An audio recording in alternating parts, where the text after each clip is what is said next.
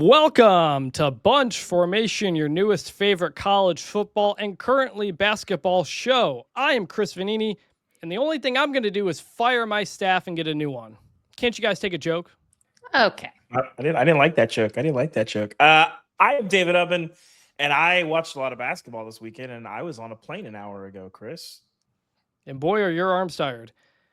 We are happy to welcome to the show Nicole Auerbach, our former colleague, my former co-host of Power Hour, now with NBC Sports, which you can see in her beautiful background if you're watching on YouTube, also on SiriusXM. Nicole, welcome to the bunch. Thanks for having me. I also think it's okay to say that you're going to fire your staff if you are better at delivering jokes. That's the main key. Yeah, that comment from Kevin Willard, the coach of Villanova, went over just about as well as Brian Kelly saying he wanted to execute his team a couple of years ago. Pretty similar situation from a guy who tells a joke, and it doesn't go over very well. This is going to be another basketball episode for a couple of reasons. One, there's just not much going on in college football right now that we need to get to. Also, David is just back from a friend's vacation, and by the time you're listening to this, I will be on vacation. I will be down on Dauphin Island on the Gulf Coast with family. So we're going to talk about the basketball that just was, the basketball that's about to be, and also the Cinderella-ness of it all and how that relates to football and if it's ever really going to get back. Nicole wrote a great piece on NBC about that. If you want to jump ahead in the show notes, we'll have timestamps in there. Send emails and feedback to bunchformationpod@gmail.com, and we are on all your various social medias. Please leave us a 5-star review. We'll read them all on the show. We did get a 1-star review that we will address on a later show, David, when it is just the two of us. But we're here to talk about basketball, and to do that, we're going to jump into, I guess, the basketball section. Heartbreak City! Favorite moment from the weekend? It was a eventful weekend. A lot happened. Not a lot of double-digit seeds advanced. Nicole, what was your favorite part of the weekend? My favorite part was when people tried to call Cinderella Texas. Texas, a yes. Cinderella team. A team that has one of the richest athletic departments in the country. Incredible tradition. They're not a Cinderella. No, my actual favorite moment, as you guys know, and if anyone follows me on social media might know, my husband is an Iowa Hawkeye. Iowa was the team that pulled off the biggest upset and the biggest result of the first weekend. They beat a number 1 seed. They beat the defending national champion Florida team. And they did it in a very un-Iowa way, which was like they were the better team. And they took it to them, and then they lost the lead, but then like came back and hit a big shot when they needed to. All the things that like usually spell heartbreak. And so it was very fun because I was home for the first 4 days, which I can probably count on one hand, how many times I've done that in the last 15 years of not been at a site. And it's awesome, first of all, to get to watch everything and to like bounce around for the sound and quad box it all. But it was very fun to be home and watch him freak out because we're recording this like a full day later. And I don't think he's realized that Iowa is actually in the Sweet 16, like fully. Nicole I gotta was say the quickly. Hold on. Nicole was the wife who recorded the husband reaction. And it was great. Love Joe. Counterpoint to Texas. Cinderella is the daughter of royalty. No. Just saying. Texas is not a Cinderella. Just because they have 11 next to them does not make them a Cinderella. Same thing last year. Arkansas was a 10 seed. They were the only double-digit seed last year, just like Texas is the only double-digit seed now. They were coached by John Calipari. These are not Cinderella teams. Cinderella has to be a mid-major. With the chicken money, too. My favorite moment from the weekend, High Point. The 12 seed, they beat Wisconsin. Chase Johnston, the guy who literally only takes 3-pointers, makes his only 2-point basket of the season. He hit a logo 3. And then the second game, Rob Martin went off, and they nearly upset Arkansas. That dude was a baller, putting up 2 great games for High Point. We learned that High Point is a private school in North Carolina that has classes and things set up where you can practice being on a plane next to a CEO or going to a fancy dinner and learning the proper etiquette, which I actually think was a smart idea for them. But High Point, you didn't make it to the Sweet 16, but that was my favorite part of the weekend.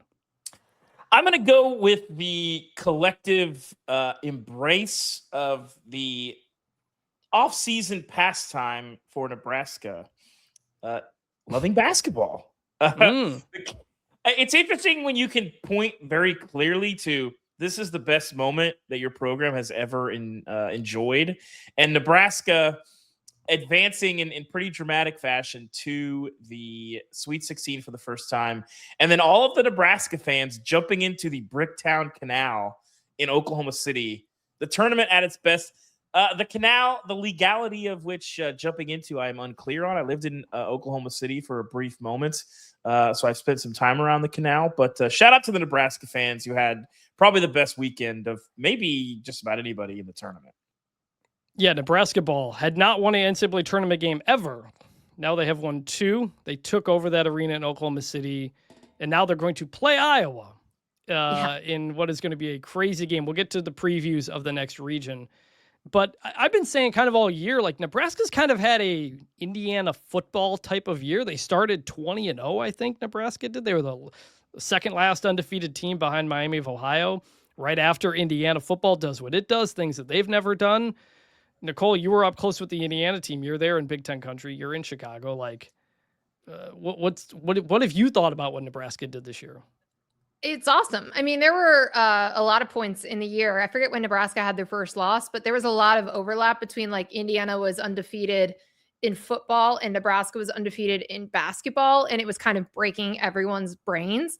Yeah. But to Ubben's point, one of my favorite things about these jobs are covering live sporting events and watching fan bases that have never experienced something get to experience it as it relates to their team. And I felt that way about Indiana the whole run through the national championship game, because there were so many fans everywhere, but they were like all like pinch me. Like, I can't believe, like, I'm at the big game and my team is playing. Like, how did this happen? And they were just so joyous and so happy. Absolutely feels the same way about Nebraska. And like, the tweets were so funny. There was a great little subsection of social media that was like, the Nebraska fans took over my church on Sunday. It was like 80% people in Nebraska, big red gear. Very funny. And I do think it's going to happen again in Houston. But like, you get that with Iowa, because Iowa hasn't been in the Sweet 16 since 99. St. John's hasn't been since 99. And you just like, they're activating like a fan base that has been dormant for a long time. And I think that stuff is really, really cool. And Nebraska's always had a great basketball fan base. I was there last time I was there for like actual games in Lincoln was the Tim Miles era. And like, they would get a ton of attention and people were really in, and, they're all in for the women's team. They're all in for volleyball. Like, it's the only thing in town, right? They don't have pro sports in the state of Nebraska. So they get really into this stuff. And then to have Fred Hoiberg, like, another thing I love is when like a coach comes home to do something and then they do it. And it's so emotional. And they're just like a really smart team. Like, you watch Sam Hoiberg out there and you're like, he is a foot and a half shorter than everybody else on that court. Why is he shooting layups? Why is he getting rebounds? Like, they're a fun team to watch because they're just really smart at the way they play basketball. And Fred Hoiberg, like, this wasn't an overnight turnaround. This took time. It took patience. And it was just really, really cool to see it all come together. And I really think that the Nebraska Vanderbilt game might've been my favorite game of the first weekend. It was just like such a level game from start to finish. And it was a true road game for Vandy, for sure. Yeah, the tickets in Houston are going to be nuts. Has Nebraska thought about bringing in like one of their most beloved, accomplished alums for football? I feel like that could have missed. Yeah, to come home and do this for the place that you've loved and started. I don't know if they thought about it, but it's a good idea, I think. I mean, look, Dave, I don't know who they could find. David, Maybe Sue would do it. Look, David, if there's one thing we know, it's don't take the wrong job, Okay, let's check in on brackets real quick. I have 12 of my Sweet 16 in, and I kind of hate it. Like, I didn't lose a team until the late second round. I want my bracket to kind of be blown up. I've got 7 of 8 Elite 8 teams in because I went pretty chalky, and that's how it went. Are your guys' brackets doing okay? I got to pull mine up. Yeah. I will say, can I zag on us here, Chris? You know I love a good zag. Well, they lost to Texas, but yeah. I know. I did lose Florida. I had Florida in the championship game. No hard feelings, Nicole. Do you guys play Survivor? It has many names. Okay, I was in one. I already lost. Okay. Chris, do you play this? I always forget to do it. I'm always late to it, but I know what it is. So I will always do brackets out of tradition, but Survivor is a much better game. I have a smaller game with my college friends, and then there's a giant game that I play with a lot of people back in Arkansas. And basically, you just get to root for all the upsets except your own. So any big upset just like KOs, 100 something people. It's super fun. Who have you had? Who are you still alive in yours? I am still alive in both. First day, let me look through my picks real quick. The first day, I rolled with Nebraska and Vanderbilt. Same. I did as well. Took Kansas and Alabama on day 2. And then after the first round, you only have to do one. So I took Arkansas on Saturday, and I went bold and did St. John's on Sunday and survived to tell the tale. Okay. See, I lost out I had Gonzaga over Texas. I thought that because I was like trying to save some other teams that I thought would be in the Elite Eight and beyond. Chris, I pulled up my bracket. It's actually not in as bad of shape as I thought it was going to be. I have all 4 of my Sweet 16 teams from the East region. I have 3 from one other region. My South is a disaster. Houston's my only team left, and I have Michigan. I have 3 of 4 in the other. So I pretty good. Some of my upsets didn't really pull through all the way, but I also still have Houston going to the national championship game. So if that happens, I'll be okay. But I think that this is always the dynamic where you're trying to, especially in this era, have enough chalk that your bracket won't combust, but you want to be interesting. And there's going to be a 12 over 5. There's going to be something. And I picked the wrong ones. So I did have VCU. That was one. You did. You convinced me to pick VCU. That paid off. Never a doubt. Never a doubt in that game. Yes. Down 19. Just coasted. They'll come back. They'll come back. You did let me talk myself into picking Miami of Ohio over Tennessee, and that did not go well at all. But on that note, on the Cinderella note, second straight year, no mid-majors make the Sweet 16. St. John's counts as Big East. And everybody's like, Cinderella's dead. NIL and the portal did this. And we kind of have the same conversation with football. But there are some other aspects to the game, both games, that are actually maybe contributing to this even more. Nicole, you wrote about this on Monday on NBC Sports. And other than the portal, other than NIL, which we know is a big factor, what are some of the other reasons you think this is happening? Yeah, I think those are obvious reasons, and they're obvious for a reason because you're taking the best talent from the mid-major ranks and moving it to the high major ranks. So that's absolutely going to affect who's good and who can pull off upsets. But I do think there's a couple of other reasons that are kind of floating a little bit under the radar, and they're all kind of like coalescing together to cause this situation. I think one is that the net rankings are better than RPI. RPI was really flawed. And it was such a heavily relied upon metric for the selection committee, not just for selecting, but also seeding and bracketing. And I think you just have better accurate seeding now. And what it does when everyone is more closely aligned to what they actually deserve, because you also have really good predictive metrics that the committee uses now too, like wins above bubble and things. And it's not just KenPom. There's all of these other advanced metrics you can use. We know David loves all the metrics in the sport. We talked about this on the last show. He's a big fan. Okay. All right. I'm going to take that as sarcasm, but they do use all of these metrics. And I do think it is giving them a more accurate bracket, which then the higher seeds have advantages because they should. And they're not getting an underseeded mid-major team that got seeded at 12, but probably should have been a 9, right? You're not seeing that. So I think that's been part of it. And more accurate seeding. I think also, when you look at conference realignment, we talk about it a lot with football in terms of, the group of 5 spot. When they proposed going to the 12-team playoff, that designated spot was back when you still had UCF and Cincinnati when they were in the group of 5. And a lot of these teams have moved up into different conferences to backfill other spots that were lost or conferences wanted to get bigger. Same thing has happened in basketball. I mean, the example I constantly go to is when VCU went first four to the Final Four, they were an at-large team out of the Colonial Athletic Association.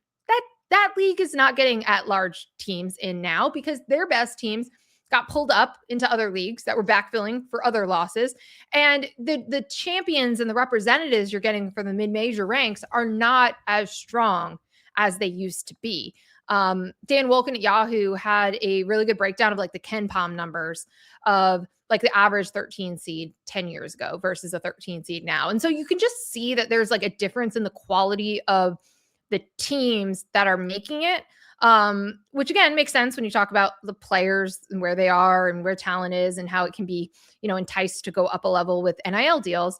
But it's showing up in, again, like the strength of the roster and the strength of the team. And the last thing, Todd Golden, of all people, was vocal about this, had a great article at Sports Illustrated, where he was talking about the style of play. Like for a stretch of period of time, you had a lot of teams that were playing like 4 or 5 out. Your stretch fours, like a lot of spacing. Easier to upset a team like that because they could just start missing their shots. Yep. If you are playing through the paint, if you've got a front court like Michigan does, like some of these other teams that can kind of just bully you a little bit, it's harder to upset you because if these teams are prioritizing offensive rebounding and physicality in the paint and playing through the paint, you have to have size and athleticism and length to guard those players. But also they could trade you 2 for 3s when they're getting that many opportunities for 2s. So it just becomes harder for the upset as well. And Todd Golden was basically saying, if you recruit size, you can guard against some of the upset potential for the mid-majors. And I think that's probably pretty fair. So I think all of these things are happening at once. And then it's also harder for mid-majors to make the field as an at-large team because of scheduling. And that's just kind of the perfect storm. I think that's my biggest concern with the quad stuff came in with the net rating, which is teams are trying to play quad 1 games and quad 4 games you're going to win. They don't want to play the quad 3 games you might lose necessarily in the non-conference play. And this trickles into football a lot for all the reasons that we just said, like Houston, Cincinnati, UCF, they're not in the group of 5 anymore. SMU's not in the group of 5 anymore. TCU back in the day, Utah, like these things, the quality in the group of 5 is not what it was just simply because of the teams that are still left. And then the style of play as well. You don't have anybody really doing the old air raid, hurry up style of offense who's like at the top of the sport. Everybody's kind of running similar stuff, an amalgamation of a lot of different things. And they know that they can just bully you. That's what Indiana did. It's what Ohio State's always done. And you can have upsets within those top groups, which we're seeing with Iowa basketball and Nebraska and stuff like that. So it's the top talent and the top teams are continuing to consolidate at the top, and it leads to less upsets. And I don't think that's a good thing. Like I know the TV ratings were great, but I mean, David, you can jump in here too. But if we don't have madness, I don't think that's good in the long term. Yeah, I think, Nicole hit on a lot of the points, but I've been doing a lot of thinking about this because we were talking on the preview show, Chris, about how NIL and the portal seems to have had an opposite effect on basketball as it has in football. And the more I've thought about it, I don't really think that that's necessarily true. I think there's been, like, when you look at the Cinderella stories in football, they are major conference teams. I think it has leveled the playing field at the major level. But we talked about this going into the playoff and even talking about it, throughout last season, is that gap between the, group of 5 and the power conferences is bigger. And I think we're seeing that play out in the tournament for a lot of the reasons that Nicole played out. And I think, style of play, those teams moving up all went into that. But I think we just think of Cinderella in football in a different way than we do in basketball, and it can live in a different way. But I think the idea that the changes in college sports have had opposite effects on the 2 major sports, I'm not sure that I think that holds up when you press on it a little bit harder. I've been thinking about it a lot this week. So what I'll say is I think that like the idea that the rich get richer happens more in basketball, right? Because the idea of, again, NIL in the portal and just kind of like poaching players up, that does happen in both, but like there's so many teams that are doing it in football, and we've seen that talent spread around. Basketball, one player makes a big difference. And I think, you're still seeing the blue bloods benefit from it. And they're also a lot of the teams that have the future NBA picks, draft picks, who the fringe guys would go in the past, and now they can make money and stay. Yeah. So they're staying. So that's where, like, I think the rich get richer in a way because of the draft impact on college basketball, more so than just like the guys transferring up, because that does happen in both sports. But yeah, and again, I've been railing against this all weekend. Texas is not a Cinderella, but are we going to a world where we have to consider the teams from power conferences that weren't expected to do anything or weren't expected to be good? The closest thing we've got to Cinderellas, it's a different like type of Cinderella or underdog. But like, if we're talking about, Indiana and Texas Tech and teams like that as teams that have like kind of that built up or had this resurgence or whatever it is, and how that's leveled the playing field, or more people can be relevant in football or competitive as long as you can get talents and you have the resources and the right coaches. I worry that that's maybe like in some level the best we're going to get in terms of that. If there continues to be that clear separation between like the haves and the have-nots, which is like the power conference and everybody else in football, and then like the high majors and everybody else in basketball. I don't think like we'll never get upsets, but it does feel like what you just said about like the parity is between like the top and the bottom of the power conferences, more so than like that gap between them and everybody else. Which is like NC State a couple of years ago as an 11 seed that went on the run. That we'd probably call that Cinderella, because they're not Texas with the richest athletic department in the conference. But I think they also had to win like 5 games in 5 days to win the ACC auto bid, if I'm remembering correctly. Yeah. So there was a little bit more than that with them. But yeah, like UCLA went to the first 4 on the deep run a couple years. It's Oregon hard State. to like teams with tradition and teams with a lot of money, especially teams in the Big Ten and the SEC. It's hard to imagine or consider them at all like underdogs. And I think too, like, I was looking at the just an NBA mock draft, and I was looking there. Alan Graves at Santa Clara was the only guy that I saw that was from a mid-major in the first 2 rounds. The idea that like, a CJ McCollum could play out his entire career at Lehigh, or Dame Lillard could finish his entire career at Weber State. It's just like, that's a good point. That's not ever going to happen again. It just won't. It doesn't make sense. And it kind of like seeped into mid-major players who did well in the tournament, and a lot of people on Twitter are like, oh man, he's going to be at a good school next year. I hate that mindset. We've always kind of done that with coaches. Now we're doing it with players. I don't like it. I think it kind of takes away some of the fun of appreciating the moment. Let's move on to picks now for the Sweet 16 and I guess the Elite 8. So in DC, you've got Duke, St. John's, and UConn, Michigan State. Duke versus St. John's. I'm going Duke. They're my pick to win it all. I'm concerned about St. John's shot making. It nearly cost them against Kansas there before they hit the buzzer beater. Nicole, what's your pick? So this is a really tough one. I mean, the East region was advertised as, okay, it's all the Hall of Fame coaches, got all the blue bloods, all the national championships, Final Fours, etc. Absolutely lived up to that. As you look at the Final Four teams that we have from this region and what we're going to get for the Sweet 16, which, by the way, apparently the get-in price for this is like $480 to go see this doubleheader in DC. I am leaning Duke as well. I think that they're going to view the Siena game in the first weekend overall as more of a wake-up call. And as they get healthier, they can kind of return to the form and have like a post presence and do different things. I think Caden Boozer really stepped up late, like in the ACC tournament and in that Siena game, to go along with Cam Boozer, who's, I think, arguably the best player in the country. So I think they're going to figure it out. I think I'm with you, Chris, on the limitations of the St. John's offense. I can't forget, how you just have like one game really sticks in your memory. I covered them last year in person in Providence against Arkansas. Yep. And I cannot get that out of my head, just how cold and how ugly that offense can look. I'm going upset special here. That Duke team is pretty young. It's interesting. I've watched Duke's last 4 games in person, and usually when you do that, you kind of come away like, almost more impressed of like, oh, I know this team pretty well. I kind of came away with a lot of questions about this team.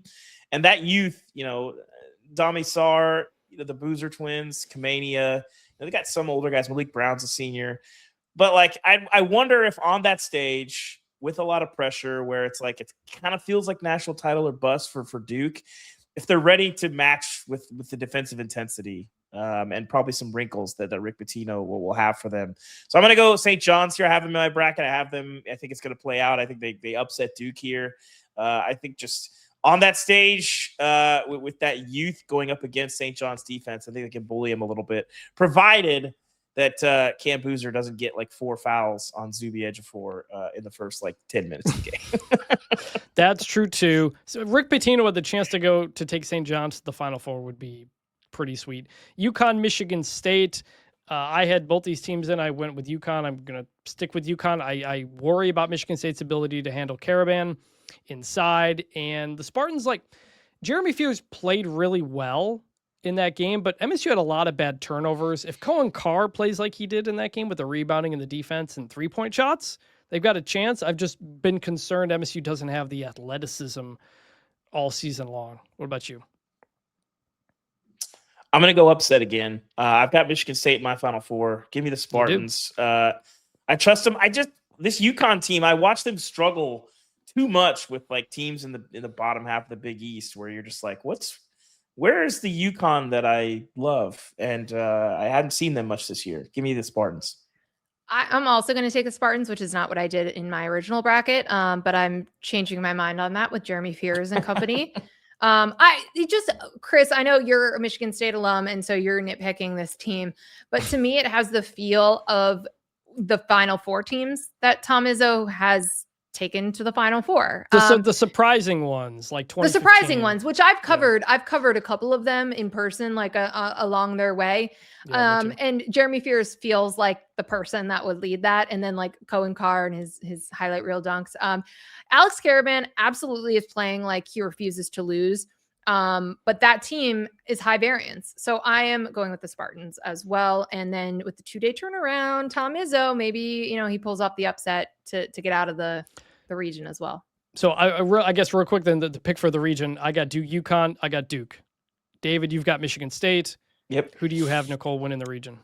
Okay. This is a tough one. I was unprepared for this particular question. I'm going to go Michigan State here, to be Welcome. Interesting. Classic media loving Tom Izzo. Okay, we'll speed this up here. In Houston, we've got Iowa versus Nebraska, Illinois versus Houston. I didn't have either of Iowa, Nebraska in. This is a really, really tough pick. I'm going to go Iowa. I love the toughness of this team under Ben McCollum. They're playing a style in which they never had before under Fran McCaffrey. I've got Houston winning, and Houston beating Illinois, and Houston winning the region as well. I think their defense and everything is too good, and they're at home. Yes. Nicole? So I ultimately, spoiler, have Houston as well coming out of here. That's what I had on Selection Sunday when I first filled out my bracket, and it's what I'm sticking with because of how tenacious they are defensively. They have, I believe, 3 starters that played in the national championship game last year as starters. One of the best freshmen in the country. So I like them overall. Iowa, Nebraska is going to be an amazing game. The two teams split when they played earlier this season. I will take the Hawkeyes because I would like to live in peace this week with my husband. And because like they're winning games, and Bennett Sturts hasn't even played well. He was 0 for 9 from 3 against Florida. If you'd showed me that stat line, I would say they got blown out. So he's not even playing well, and the role players are really stepping up. Other guys are doing it. So why not? Ben McCollum is an incredible postseason coach. Let it keep going. But then again, I think Houston advances to the Final Four. They're also playing these next 2 games at home, by the way. Rice is the host, but the games are in Houston. There you go. Yeah, I am going to go with Houston to come out of this bracket. I had Florida doing it and getting all the way to national championship. They are out. So I will go with Houston to advance and Iowa to win that game as well. In San Jose, we have Arizona versus Arkansas and Texas versus Purdue. Arizona, Arkansas might Arizona might score like 150 points on that Arkansas defense, which is not very good at all. It'll be a high scoring game. I think it'll be a lot of fun. I have Arizona winning that and the region. Then in Texas, Purdue, I've got Purdue. I don't feel great about it. but I actually have been pretty impressed with Purdue's performances coming in. Usually don't want to ride the team that won the conference tournament, but maybe Braden Smith getting the assist record will get him back to scoring. I think that Purdue figured something out in the Big Ten tournament. The way they've been playing since the start of that tournament has been like the team that was the number one team in the country in the preseason. And yeah, the backcourt, the experience when they're not turning the ball over, just phenomenal. And Trey Kaufman-Renn, I love watching him. Those three have been together for so long now. It feels like there would be this like incredible, Disney Channel movie story arc of that group, having the loss to Fairleigh Dickinson their freshman year, reaching, national runner-up, and then to maybe end in the Final Four would be just remarkable. I am maybe changing my tune. I had Arizona was my pre-tournament pick to win it all. I got a little nervous about how tight it was with Utah State. I love Darius Acuff Jr. I think he's the best player in the country in this tournament. Offensively, but I have seen point guards completely take over a tournament and will their team to wins. But I'm still going to take Arizona here, and I am going to take Purdue in the second one. But I will point this out that if I'm wrong about Texas again, which again, they cost me in my survivor pool already, we would have Sean Miller against his former employer for a chance to go to the Final Four, which Arizona has not been since the turn of the century. And Sean Miller has never been. So that's not a bad, like, if I'm wrong, if that's the matchup, I will be seated. I like Arizona out of here. And then I think, Purdue ends plucky Cinderella's run. It's been nice, Texas, but like, let the big guys play. In Chicago, Michigan versus Alabama, Iowa State versus Tennessee. Michigan and Alabama might be a track meet. I mean, these are two top 5 offenses in the country. A lot of athleticism, should be a lot of fun. I got Michigan winning that. Iowa State, Tennessee. I've been so impressed with how Tennessee has played through 2 games. Like, they've looked really good. Iowa State probably without Joshua Jefferson, the All-American forward, who got hurt the first weekend. We don't know how he'll be, but Iowa State's playing really well too. Even without him, I'm going to go Michigan versus Iowa State, which I had in the bracket. Michigan comes out. Nicole? That's the pairing I'm going to have as well. I'll also mention that Alabama is one of the worst teams in the country at forcing turnovers. And that's really the issue for Michigan, that they can turn the ball over. And if they don't, and if they're not forced to, they should be able to control this game and do exactly what they want. They've got a lot of different ways they can score. And Yaxel is unbelievable. So I think it's going to be Michigan. And then I've also got Iowa State. They played really well without Jefferson in their first 2 games. No question, no doubt games for them. Now they have a few extra days to figure out exactly kind of like stylistically what they want to do, what their player availability looks like. Also going to be like, I'm going to be at these games, going to be an incredible pro Michigan, pro Iowa State crowds here. Not that matters a ton, but like that could factor in here. Rick Barnes. Finally have SEC teams coming up to Big Ten territory to play them, right? Yes. I will make sure that it is cold and maybe snowing as well. Oh wait, these are indoor. These games are indoors. Anyway, so yeah, I have the same, and I have Michigan coming out of this region. I think that they figured something out after kind of a weird first half against Howard. They're playing like the team that they were for most of the year. There was some doubt with the LJ case and injury and at the backup point guard position. But they look like they're firing on all cylinders again.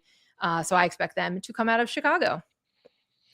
I'm taking Iowa State to come out of Chicago. I think they beat Tennessee. Nice. The Jefferson thing makes me nervous. I think they'll shoot him up and he'll manage off a sprained ankle. I picked them to beat Michigan originally. I'm going to stick with it. Michigan's had some weird performances, but we'll see. Give me the Cyclones coming out of that bracket. How about the upper Midwest, by the way? You got 7 Sweet 16 there with Iowa, Iowa State, Illinois, Michigan. Who else? Nebraska. Who else is left? Illinois, I think I might have already said them. Did you get Iowa Purdue? State. So Purdue, that's the other one. So the upper Midwest owns college football with 3 straight national championships, and now they're starting to own college basketball. All right, time to end the show the way we always do, and that is by remembering some guys. It's better than this. Guys being dudes. I'm going to go with Kalen Lucas, former Michigan State guard, 2007 to 2011, right when I was in school. Big Ten Player of the Year, took them to a Final Four in 2009 in Detroit, where they lost in the championship game, tore his ACL at the beginning of in the 2010 tournament that I also covered as a student. They still went to the Final Four, lost to Butler in a controversial finish. I know Tom Izzo always thought that might have been his second national championship, that team, if they had been healthy and if they had gotten a couple of breaks. Kalen Lucas, incredibly fast point guard. Loved watching him play. That is my guy. Nicole, David, go ahead. what about you? Okay, I'll go. Nope. I'm going to go with Paul Jesperson, who enjoyed one of the wildest weekends in the history of this entire tournament. Beats Texas on a half-court shot at the buzzer in the first round. Then Northern Iowa proceeded to blow a 12-point lead in, I believe, 49 seconds, which is still sounds made up, but I promise you it happened in the second round to be eliminated. Paul Jefferson, by the way, the head coach of the Valley Suns, the G League team. And also, real quickly, remember some dishes. Nicole, you pointed me to Beatrix a few years ago. Yes. And I was going to go get a breakfast there. It had one of the great French toasts of my time there, and they've taken it off the menu. Can you please do something about this? Okay. Well, did you at least get like the lemon ricotta pancakes? No, I checked the menu before. I didn't go because they took it off the menu. Wow. Okay. All right. Well, I was gonna say there's absolutely can fill in a pinch in that position in the specific circumstance. Okay, my remember some guys guy is Thomas Walkup, Stephen F. Austin. I had this upset. It was in Brooklyn. They beat West Virginia, number 3 seed. I was thinking about this earlier this week because Brad Underwood was talking about like I think he got asked like his most memorable moments of his career or something. And he was like, well, you don't really like compare milestones or wins or whatever. But he's like, man, that one, like that result really stands out. And so Thomas Walkup was incredible. Like the vibe, the look, like the beard, the facial hair and the hair were incredible. 33 points in that game. He was 19 for 20 on free throws and they crushed West Virginia. Like it was one of those where you're so excited because you get assigned sites randomly. I was living in New York, so this one made sense. And then you get the 14/3. And so you're just like, it's so exciting. Being in that locker room afterwards was incredible. But he just looked like a lumberjack. Like that's what they were. And I love when a player looks exactly like their mascot. It's the best. And it looks like, is he still playing? I think he's still playing basketball in Europe. Yes, with a team in the Greek Basketball League. And he represents the Greek national team in international competition, widely considered one of the premier defensive players in European basketball, EuroLeague best defender in 2024. So he is still playing, which I did not realize until right now. All right. Some might say one of the best Greek players in basketball right now. Perhaps not. Perhaps not number one. But Nicole, thank you for being here. We said we'd keep you for 30. Of course we didn't, and we went long, but it's good to see you. Glad to have you on. We will have you on again in the future. David and I will be back next week when I get back from vacation in the middle of the week. We may have a coach interview run early in the week, still kind of TBD, but we have a couple of those in the bank. But that's going to do it here at Bunch Formation. For Nicole Auerbach, for David Ubben, I'm Chris Vannini. Thank you for listening and watching to Bunch Formation, and we will talk to you next week. And bring back the turnover chain.